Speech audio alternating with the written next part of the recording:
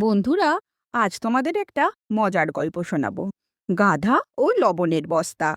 এক দেশে ছিল এক লবণ ব্যবসায়ী। তার ছিল একটা গাধা।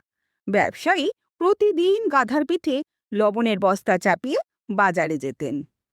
পথে একটা ছোট নদী পার হতে হতো। একদিন হলো কি, নদীর পাড় দিয়ে হেঁটে যাওয়ার সময় হোঁচট খেয়ে গাধাটি জলে পড়ে গেল। কিছুক্ষণ পর যখন সে জল থেকে উঠল, দেখল পিঠের বোঝাটা অনেক হালকা হয়ে গেছে। আসলে জলে সব লবণ গলে গিয়েছিল। গাধা তো মহা খুশি। সে ভাবল, বাহ, এটা তো দারুণ বুদ্ধি।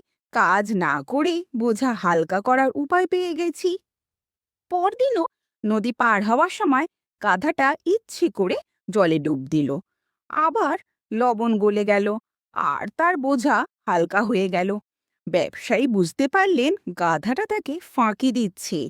তিনি গাধাকে একটা উচিত শিক্ষা দেওয়ার কথা ভাবলেন। তৃতীয় দিন ব্যবসায়ী গাধার পিঠে লবণের বদলে এক বস্তা তুলো ভরে দিলেন। গাধা মনে মনে হাসলো আর ভাবলো, আজও নদীতে ডুব দেব আর বোঝা হালকা করে ফেলবো। নদীর মাঝখানে গিয়ে গাধাটা ধপাস করে জলে ডুব দিল। কিন্তু এ কি, জল শুষে নিয়ে তুলা হয়ে গেল পাহাড়ের মতন ভারী। গাধা যখন জল থেকে ওঠার চেষ্টা করলো, তখন ভারের চোটে তার প্রাণ ওষ্ঠাগত।